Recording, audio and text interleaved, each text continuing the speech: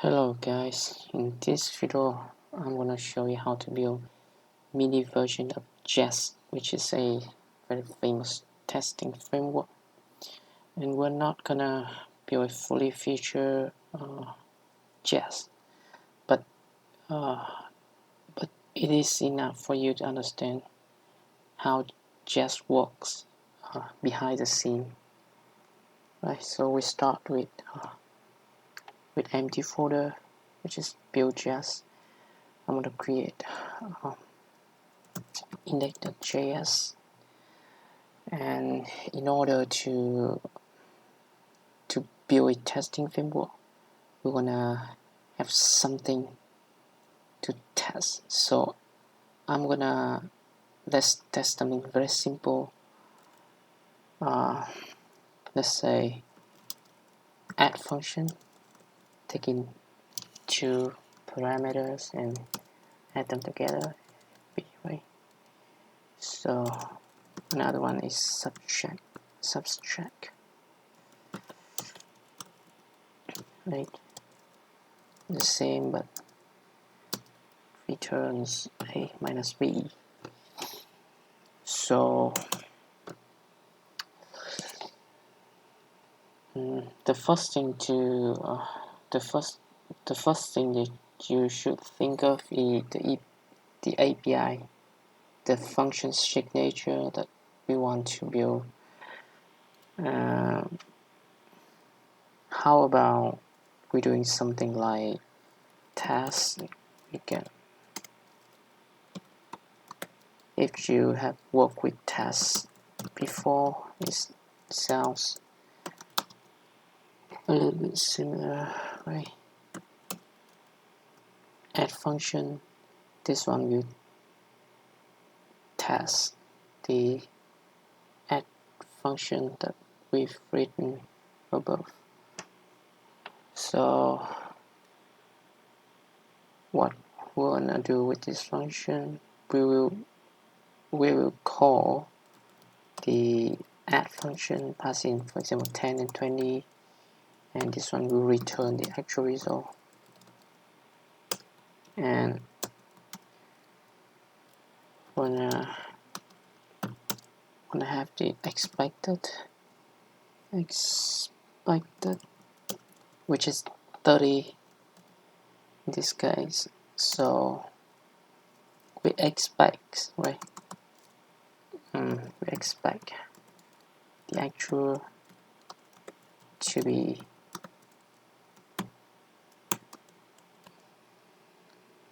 expected. So here is the API that we want to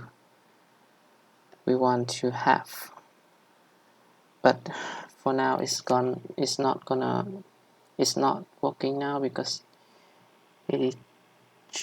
we haven't implemented anything yet. So right, the API is pretty much the same as Jest, but now we wanna implement it, right? As you can see, we have two functions right here to implement test functions and expect function. Let's start with expect first. As you can see, the expect is a function and takes in an argument with name of actual, right? So right after calling the function, we call it to be. Dot to be means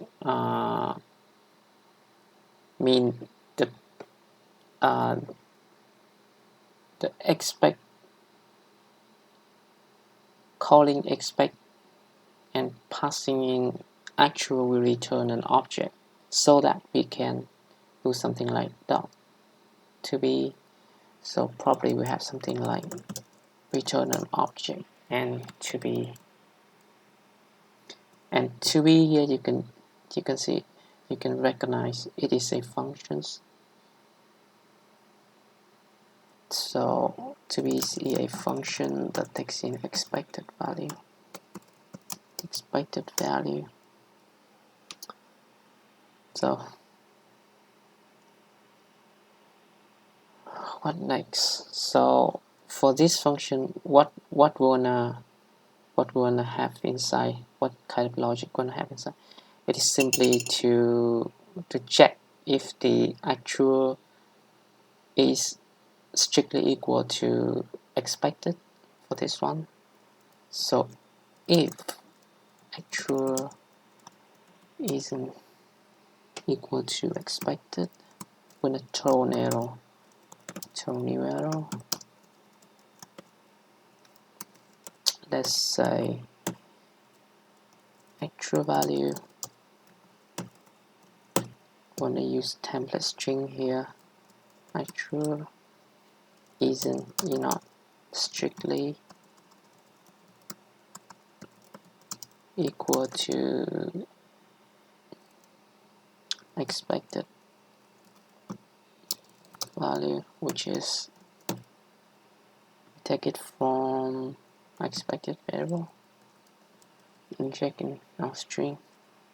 So that's it for expect function.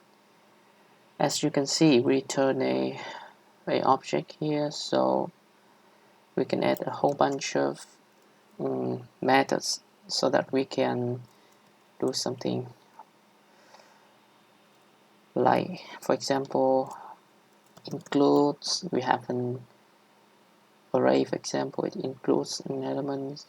So down here we also need to declare include function right here, for example. But let make it simple. We just have one to be function return. So the next task is to define expect function. Expect function, test functions. Test function, the first argument is a string describing what the test is. So let's say message, and the second is a functions, right? So it is callback that will be run by the test function. Callback, we pass in a callback functions.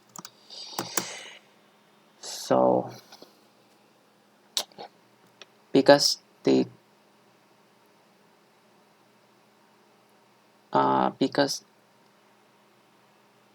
callback functions, right, can be throw an error, so we need to catch it. We run a callback, right? We run a callback inside. Callback inside and catch it. If there's anything wrong with this callback, it will run into catch block. But if it's okay, there's no errors, it will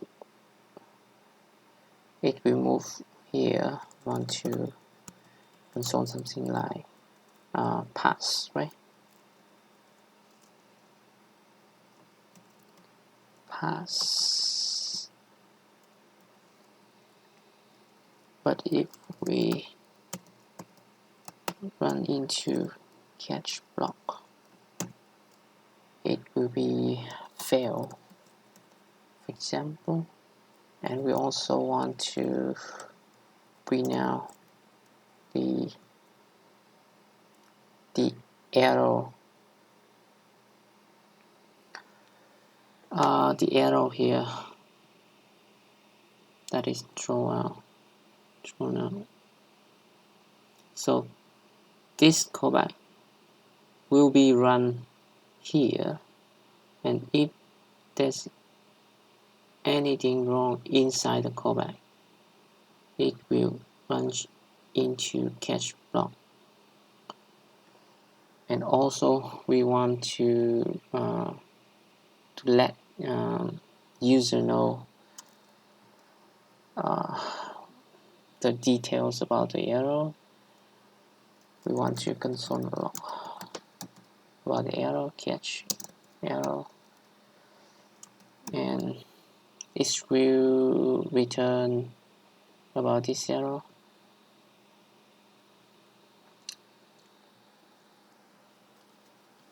So let's try it. So no index.js pass, right? So let's make it fail by changing to awesome.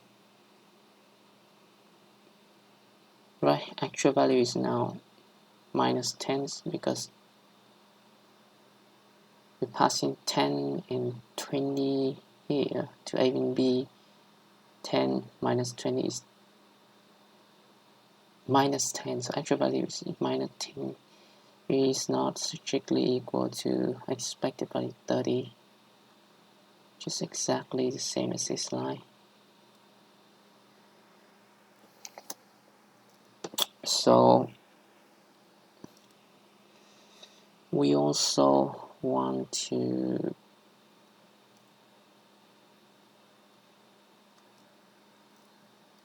let's make it template string. We want to pass in message also.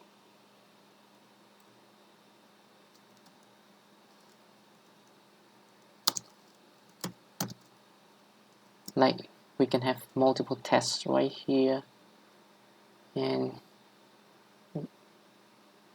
down here we want to know which one is passed and which one is fail.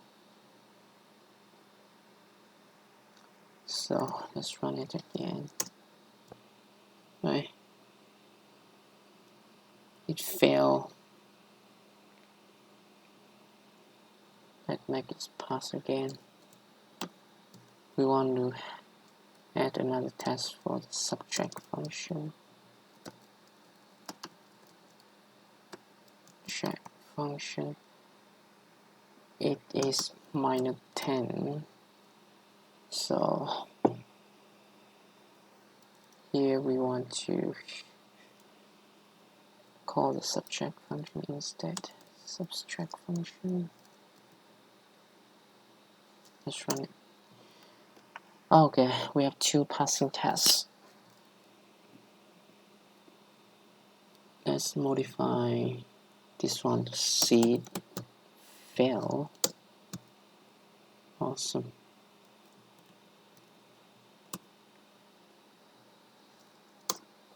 So how we can improve on this implementation? One thing to notice here is the log message is not very pretty to to differentiate between passing test and fail test. So I want to add a little bit of color. For example, passing test will be green, failing test will be red. So here, as you can see, I found a question on Stack Overflow about this one, and in order to add color, we probably want to add this one as the first string. Just inject in our message.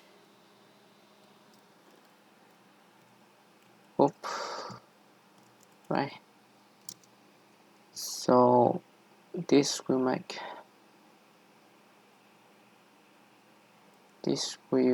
our message.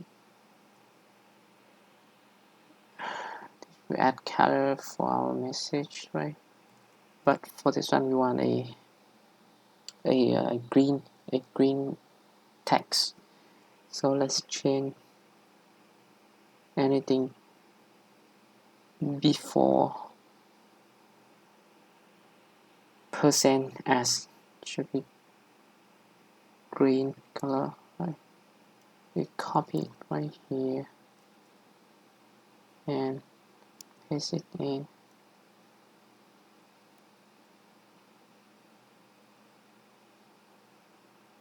Same now here, but we want the red one. Oops.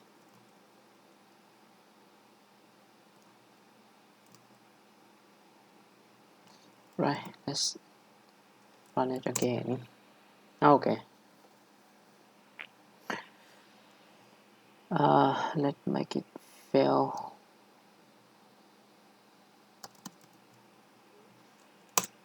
Alright.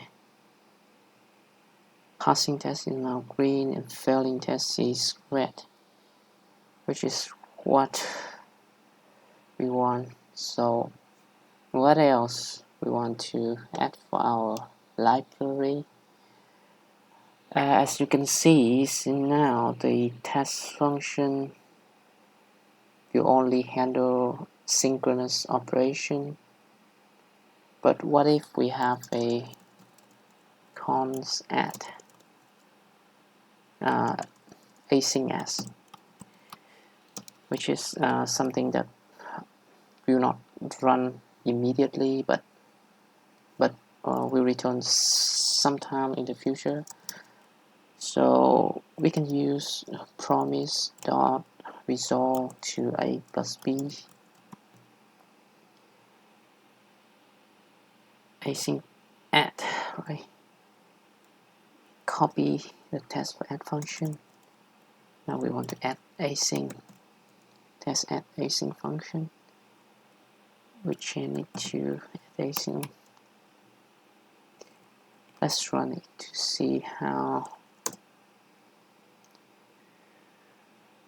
Whoops, add async function. A is not defined. Okay, we need to pass in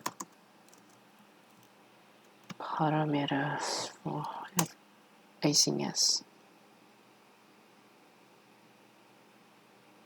Subtract function. Let's make it green again.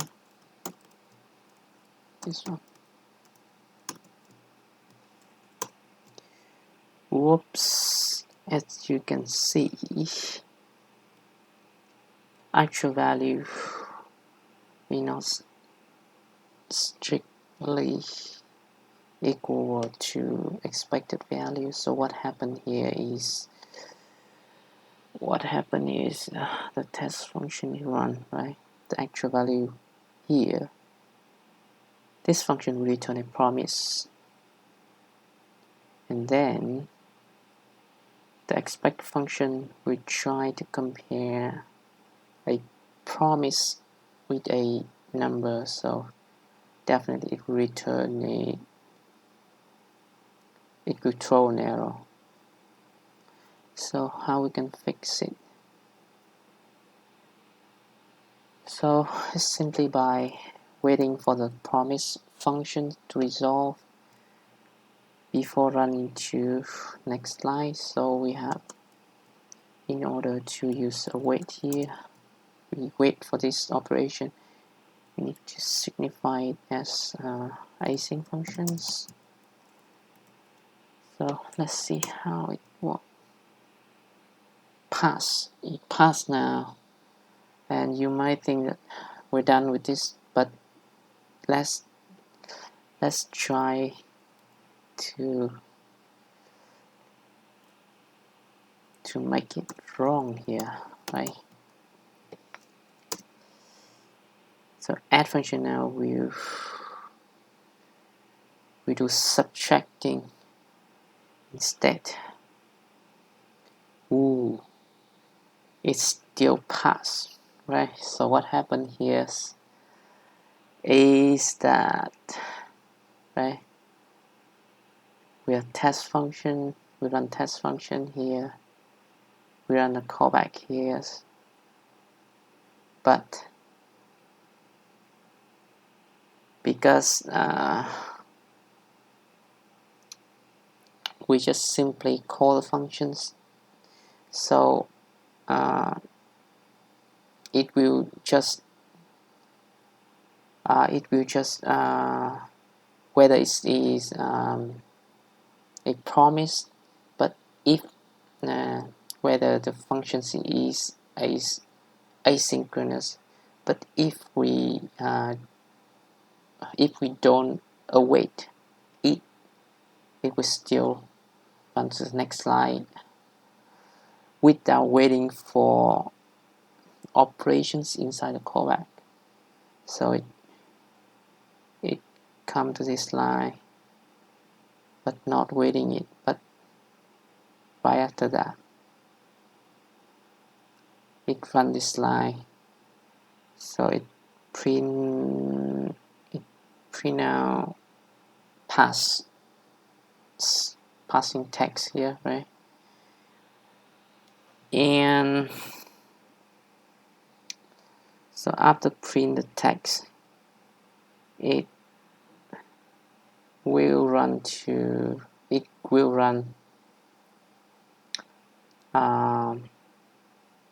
a callback, right?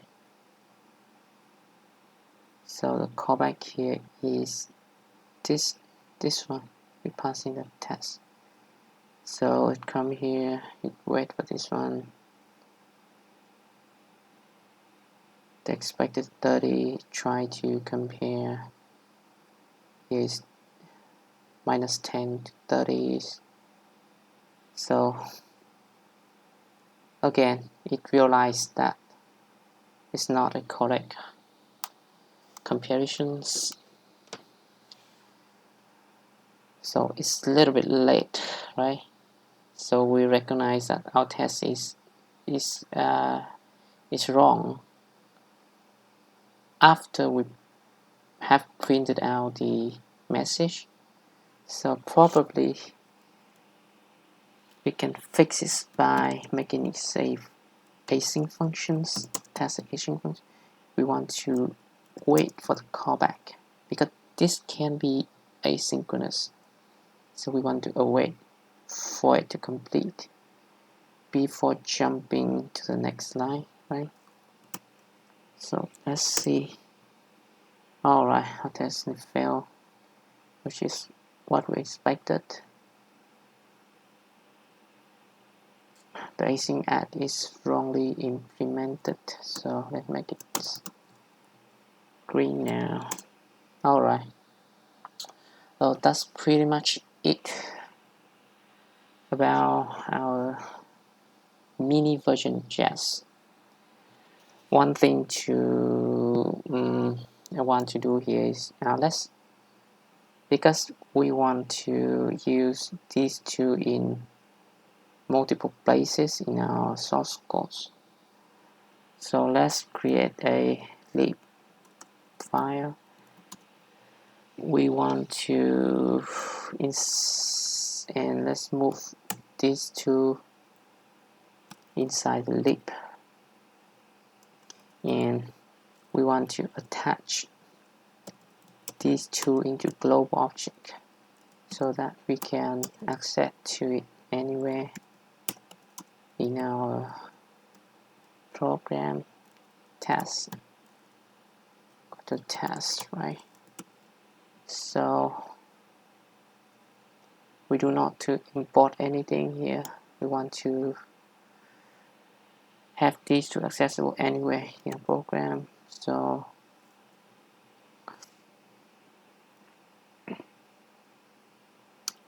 let's say add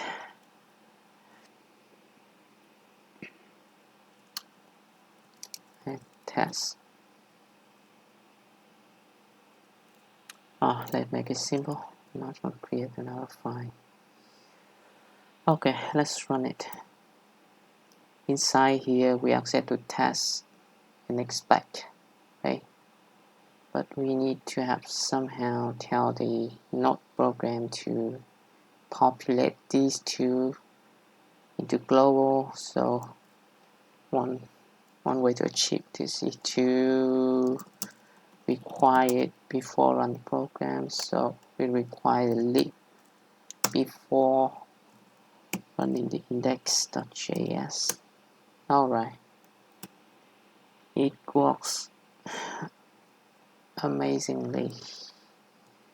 let's make the subject fail. Alright, so I think that's pretty much it for this video.